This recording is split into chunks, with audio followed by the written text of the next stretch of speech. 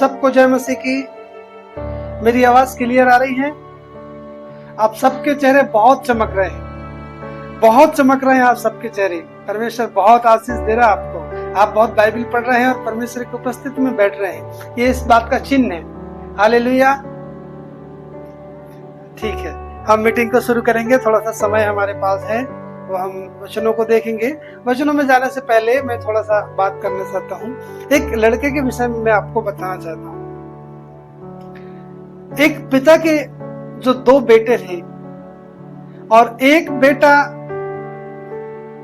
अपने पिता को कहता है, पिताजी मैं आपकी जो संपत्ति है और उसमें जो भी मेरा अधिकार है, वो पूरा अधिकार का पैसा, रुपया, धन जो भी है आप मुझे बांट दो, मुझे दे दो।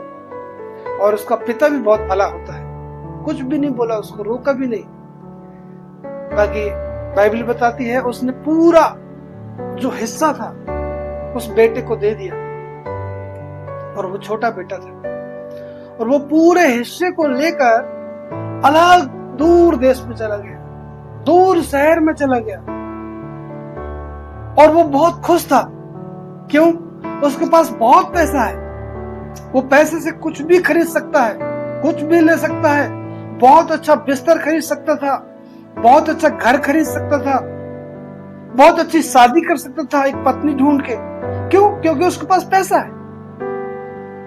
आज कई बार हम भी ऐसे ही खोए हुए पुत्र के समान, बहुत सारा जब हमारे पास पैसा या ज्ञान रहता है या धन रहता है, तो कई बार हम भी ऐसे घमंड करते हैं और परमेश्वर को भूल जाते हैं। ये नहीं जानते कि बिस्तर पैसे से तो खरीदा जा सकता है, लेकिन अच्छी नींद यहोवा देता है। हालेलुया।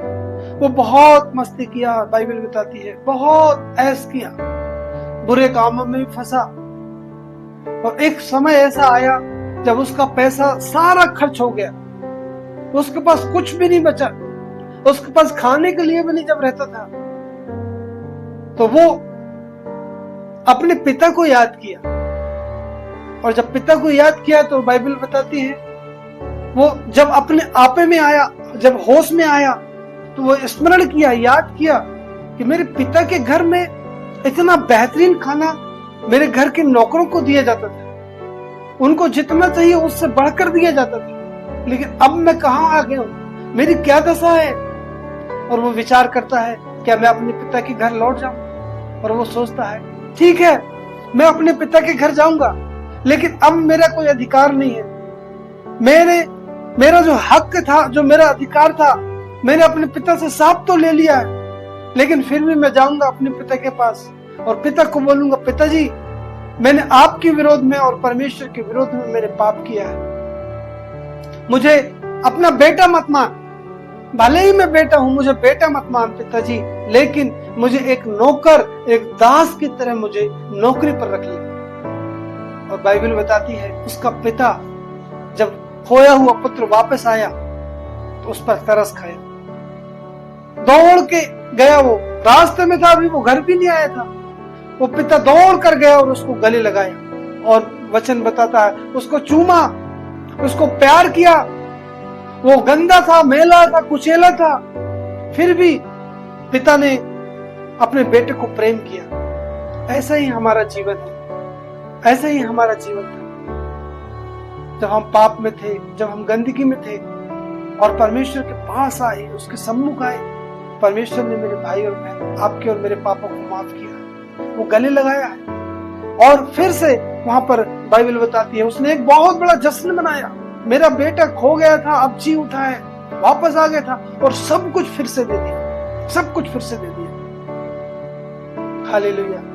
कई बार हमारे जीवन में भी हमें ऐसा निराशा होती है, या कई बार हम पीछे हट जाते हैं, कई बार पीछे गिर जाते हैं, कई बार पाप में, गुनाह में हमें निराशा होती है, लेकिन हमें पश्चाताप करके सच्चे मन से परमेश्वर के नजदीक आने की आवश्यकता है। हमारा पिता बहुत दयालु परमेश्वर, अभी वो हमारे पापों को माफ करता है और हमें, और जो हमने खोया है उससे भी अधिक परमेश्वर हमें देता है। हालेलुया।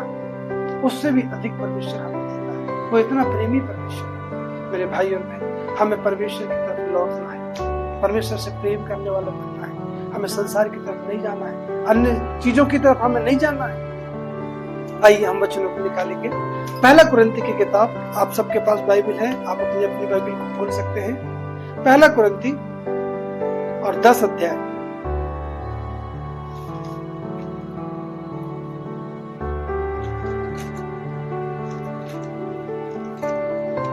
पहला कुरिन्ती 10 अध्याय, और मैं आपके लिए पढ़ रहा हूं 4 पद।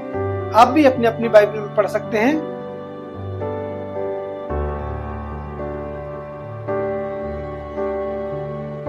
मैं आपके लिए पढ़ रहा हूं पहला कुरिन्ती 10 अध्याय और 4 पद। आप भी अपनी अपनी बाइबल में पढ़ सकते हैं।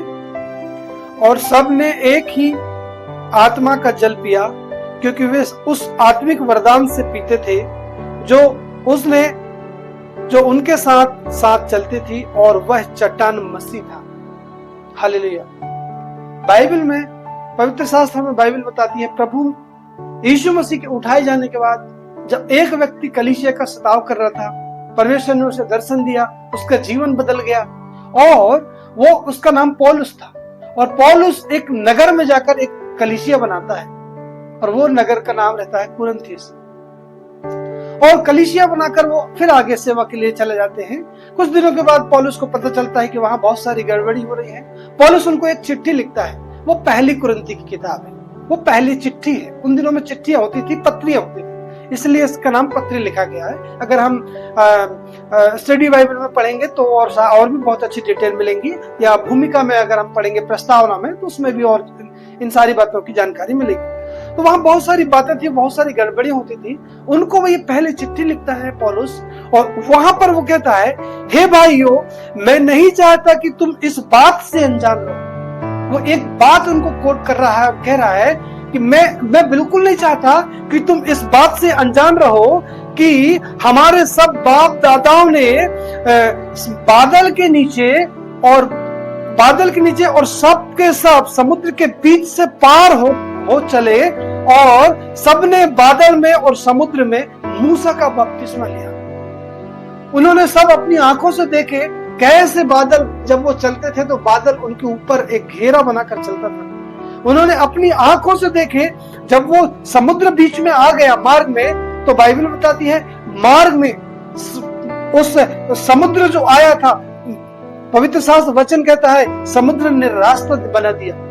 और इन्होंने वहां पर, ये पौलुस परमेश्वर का दास कहता है, उन्होंने मूसा का बपतिस्मा लिया और सब के सब एक ही आत्मिक भोजन किया।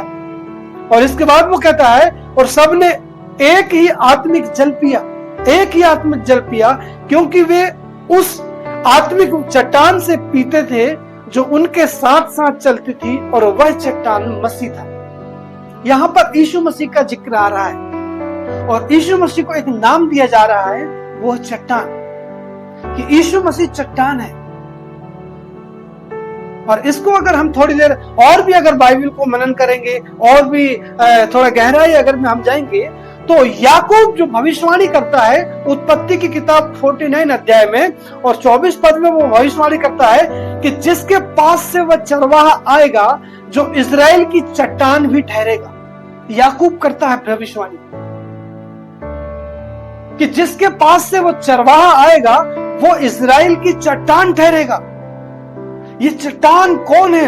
याकूब पहले ही भविष्यवाणी करता है कि एक चट्टान आएगा, एक चरवाहा आएगा, वो जो चट्टान ठहरेगा इजराइल की, और वो यीशु मसीह के विषय में बात करता है। और यीशु मसीह भी जब इस पृथ्वी पर आए तो यीशु मसीह कहते हैं, अच्छा चरवाहा मैं हूं, मेरी भेड़ मेरा शब्द को सुनती है।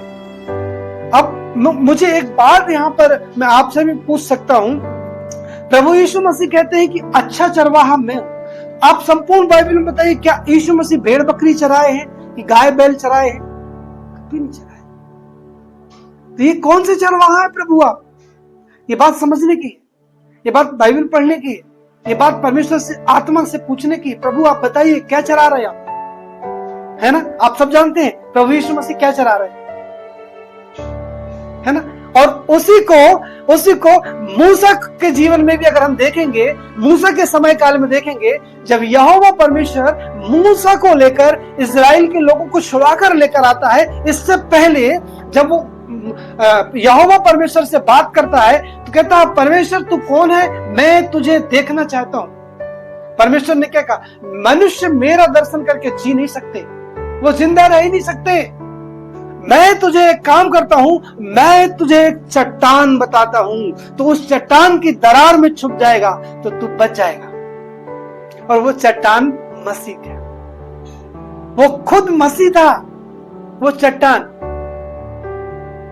और बाइबल बताती है मूसा को परमेश्वर ने उस चट्टान में छुपा दिया और परमेश्वर ने अपना उनको क्या दर्शन कराया मूसा को।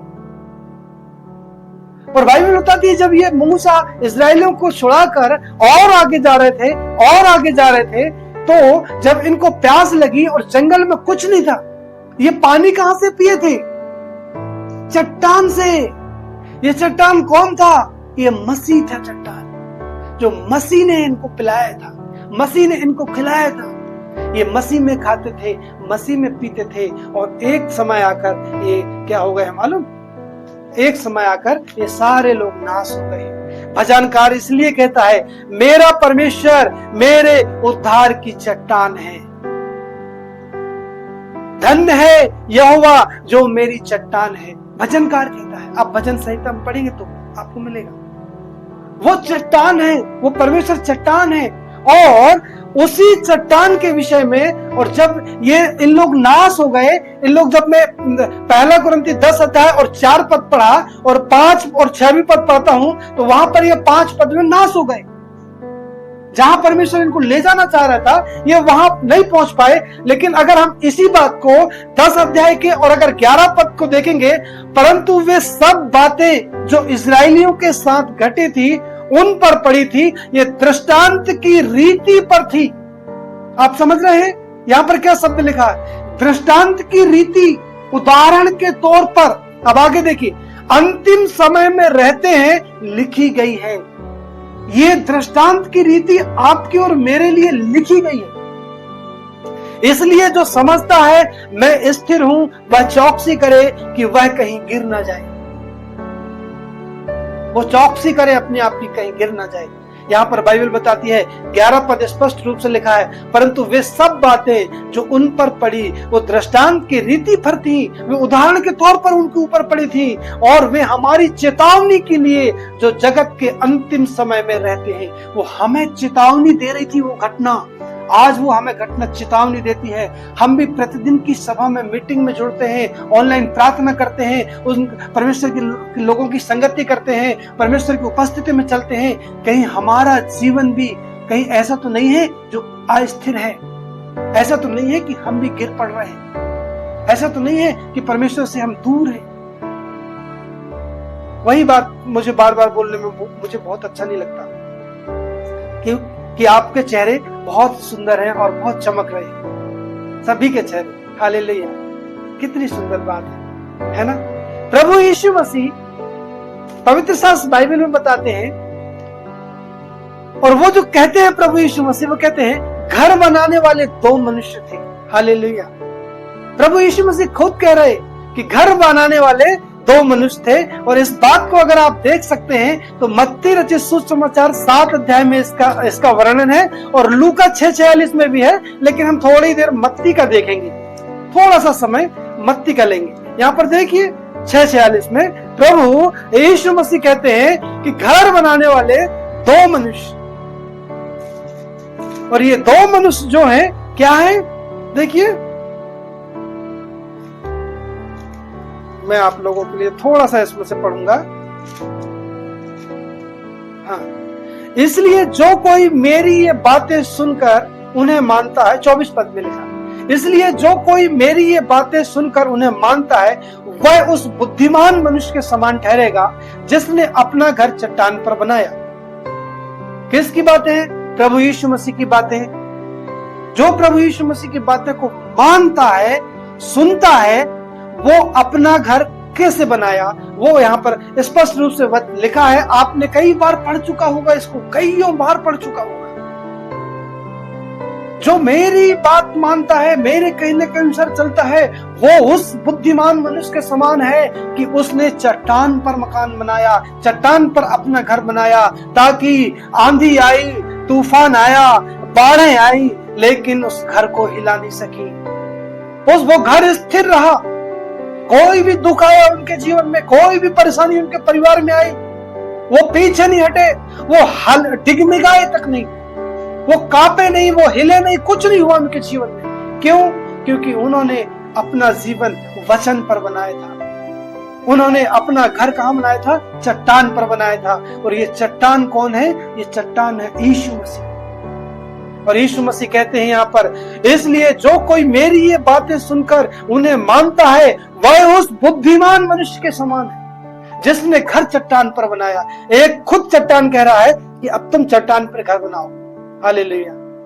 लेकिन दूसरे व्यक्ति की बात भी है, लेकिन मूर्ख व्यक्ति के बारे में भी वहां पर लिखा है, जिसने मेरी बातें, परंतु जो कोई मेरी ये बातें सुनता है और उन पर नहीं चलता वह उस निर्बुद्धि मनुष्य के समान ठहरेगा जिसने अपना घर बालू पर बनाया और बाढ़ें आई, आंधियां चली और घर तहस नहस हो गया। घर टूट गया। जो उन्होंने घर बनाया था वो घर खराब हो गया, वो घर गिर गया, क्योंकि वो चट्टान पर नहीं बनाया गया था, उसमें मजबूती नहीं थी। और ये मजबूती, ये चट्टान कौन है? ये चट्टान पत्थर है, प्रभु यीशु मसीह। ये प्रभु यीशु मसीह है जो चट्टान है। और प्रभु यीशु मसीह कह रहे हैं कि तुम चट्टान पे मकान बनाओ, चट्टान पे घर बनाओ। वो घर हमेशा बना रहेगा। वो आंधी आएगी, तूफान आएगा, बारिश होगी, कुछ भी होगा, आपका घर कभी नहीं गिरेगा। आपका घर कभी नहीं गिरेगा। अब हम कैसे बना सकते हैं चट्टान पर घर? कई बार मेरे भाई और बहन, हमारे जीवन में ऐसा होता है, हर एक के जीवन में, हर एक के परिवार में होता है। जब हम अपने रिश्तेदारों में जाते हैं, जब हम अपने परिवारों में जाते हैं, कई लोग हमें अपमान करते हैं। कई लोग हमें कहते हैं, अरे तुमने अपना धर्म बदल लिया, अरे तुम तो ये छोड़ दिए, तुमको तो हम पानी भी नहीं पूछेंगे, तुमने क्या किया है। तब हम उनको कह सकते हैं, परमेश्वर का वचन कहता है, मत्ती 5:11 कहता है, जो कोई भी मेरे नाम के कारण अपमानित होगा, मेरे नाम के कारण दुख उठाएगा, मैं तुम्हें सच सच कहता हूं, धन्य वचन आप पढ़े होंगे, उसके लिए बहुत बड़ा प्रतिफल है। उनको हम वचन को बोल सकते हैं। हमने भैया धर्म नहीं बदला, हम धर्म नहीं बदले हैं। यूहन्ना बपतिस्मा दाता जब आया प्रचार करने के लिए, क्या प्रचार कर रहा था? यूहन्ना बपतिस्मा दाता ये कह रहा था, आओ तुम अपना अपना धर्म बदलो? बिल्कुल नहीं। यूहन्ना बपतिस्मा दाता का प्रचार जो था, मन फिराओ क्योंकि स्वर्ग का राज निकट आ गया है। मत्ती 3:2 में लिखा है, मन फिराओ। मन हमारा परिवर्तन हुआ है, हम मन से बदले हैं, हमारी सोच हम बदले हैं, हमने अपना धर्म नहीं बदला है। यीशु मसीह का जब बपतिस्मा हुआ, और जब यीशु मसीह का बपतिस्मा हुआ तो पवित्र ऊपर से आकाशवाणी आई, आकाशवाणी हुई, यह मेरा प्रिय पुत्र है जिससे मैं अत्यंत प्रसन्न हूं, यह मेरा प्रिय पुत्र है। और यीशु मसीह, और जब पहले जब उपवास किए तो देखिए वहां पर भी शैतान आया और यीशु मसीह को बहकाने लगे। 3 बार वहां पर शैतान कहता है, तू परमेश्वर का पुत्र है तो अपने रोटी को बोल, पत्थर को बोल रोटी बन जा, और तू, क्योंकि लिखा है, तू कहेगा तो हो जाएगा। प्रभु यीशु मसीह ने उनको, शैतान को वचन कहा। फिर से दूसरी बार कहा, तू अपने आप को ऊपर से नीचे गिरा दे, क्योंकि लिखा है परमेश्वर के पुत्र के विषय में। फिर भी यीशु मसीह ने वहां पर क्या कहा? वचन कहा। और वही यीशु मसीह, वही परमेश्वर, और जब पहला सुसमाचार प्रचार करने लगे तो मत्ती 4:17 में वही बात यीशु मसीह प्रचार करते हैं, मन फिराओ क्योंकि स्वर्ग का राज निकट आ गया है। मन फिराओ, मन बदलो। इस तरह से अगर हम अपना वचन बोलेंगे तो किसी को, जब कोई हमसे कुछ बातें करेगा, कोई परिवार का, कोई रिश्तेदार का, और अगर हमारे पास बोलने के लिए कुछ नहीं रहेगा तो क्या होगा? आप गिर जाएंगे। आपके पास बोलने के लिए वचन होना चाहिए कि लिखा है। हमने मन नहीं बदला, हमने मन बदला है, हमने अपना धर्म नहीं बदला है। हमारे पास बोलने के लिए होना चाहिए। क्या कहती है परमेश्वर यहोवा यहोशू को कहता है, हे यहोशू, व्यवस्था की पुस्तक तेरे चित्त से कभी ना उतरने पाए, ऐसा करेगा तू, रात दिन इसमें ध्यान किए रहना। ऐसा करने से तेरी आयु बढ़ेगी और तू जो भी काम करेगा सारे काम तेरे सफल होंगे। अब बताइए, क्या हम रात दिन बाइबल पढ़े 24 घंटा? कोई पढ़ सकता है 24 घंटा बाइबल? नहीं पढ़ सकता। फिर कैसे ये बात मन में रहना चाहिए? कल हमारी सिस्टर जी बता रही थी, हमारी माता जी बता रही थी बैयर से, कितना है वो, कितना अच्छे बता रही थी। मन सबसे जो बड़ी बात है, सबसे जो खतरनाक बात है, वो क्या है? वो मन है। मन है सबसे गड़बड़ करने वाला बात। और वही मन में कहता है परमेश्वर यहोवा यहोशू को, ये व्यवस्था की पुस्तक तेरे चित्त से, तेरे मन से न उतरने पाए। मतलब आप जो कुछ भी बाइबल पढ़ते हैं या जो कुछ भी आप सुनते हैं, आप पढ़ ले सकते हैं, आप किसी से पढ़वा लीजिए, थोड़ा सा एक पद पढ़वा लीजिए, और उन वचनों को दिन भर आप मनन करते रहिए, मनन करते रहिए, मनन करते रहिए। जो भी आपने पढ़ा है, एक लाइन क्यों नहीं पढ़ा, उसको दिन भर मनन करते रहिए, दिन भर मनन करते रहिए। जब आप बिस्तर पे भी जाएं तब भी मनन करते रहिए, प्रभु आज मैंने इस वचन को पढ़ा, परमेश्वर इस वचन की भेद बता, इस वचन का अर्थ बता, मैं समझता नहीं हूँ प्रभु, मुझे ज्ञान नहीं है, अकल नहीं है, आप अपनी आत्मा के द्वारा मुझे समझाइए। और इस तरह से अगर हम देखेंगे तो परमेश्वर अपनी आत्मा की बातें हमें प्रकट करेगा। हालेलुया। यही बात तो कहता है यहोवा परमेश्वर यहोशू से कि यह व्यवस्था की पुस्तक तेरे चित्त से कभी न उतरने पाए, कभी न उतरने पाए। और यही बात देखिए कुरिन्थी किताब को पहले कुरिन्थी 10 अध्याय हम अपना थीम वर्ड पढ़ेंगे।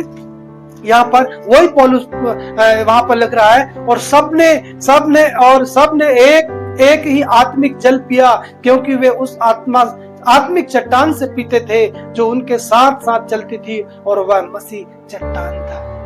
वो मसीह चट्टान था, और वही चट्टान अब कह रहा है सुनो, तुम उस चट्टान पर मकान बनाओ, उस चट्टान पर अपना घर बनाओ। तुम गिर नहीं सकते, आंधी आए, तूफान आए, सताव आए, कुछ भी आए, आप अड़िग रहेंगे। क्यों? क्योंकि आपका जो नींव थी, जो आपकी नींव थी, क्या थी? मजबूत थी। आपकी नींव क्या थी? वचन थी। आपकी नींव कौन थी? चट्टान थी। आपकी नींव कौन थी? स्वयं प्रभु यीशु मसीह। इसलिए हमें वचन में बढ़ने की जरूरत है, वचन पढ़ने की जरूरत है। आज आपके पास और मेरे पास बहुत समय अपने अपने काम के लिए, मीटिंग समाप्त करता हूँ, बहुत सारा समय है हमारे पास अपने अपने काम के लिए, अपने कमाई क्षेत्र के लिए पर्याप्त समय है। अगर हमें कोई बोले कि भैया आप रोज 9 बजे ड्यूटी आते हो, और आपको कोई बोले आपको 300 रुपए 400 रुपए हम एक्स्ट्रा देंगे, आपको 6 बजे ड्यूटी आना है, मैं सच बोल रहा हूँ, मैं भी जल्दी से तैयार होकर 5 बजे 5:30 बजे और चला जाऊंगा। क्यों? पैसे ज्यादा मिलेंगे, काम करना है। लेकिन अगर बाइबल पढ़ने की बात आती है, अगर वचन पढ़ने की बात आती है, हम आलस कर लेते हैं कई बार। मेरे भाई और बहन, हमें आलसी नहीं बनना है, हमें आलस नहीं करना है, वचनों को हमें मनन करना है। जितना हम ज्यादा वचनों को मनन करेंगे, जितना वचन को हम सुनेंगे, उतने ही अच्छे तरीके से हम चट्टान पर मकान बना लेंगे अपना। हालेलुया। प्रभु इन वचनों के द्वारा आप सबको आशीष दे, आप सबको जय मसीह की।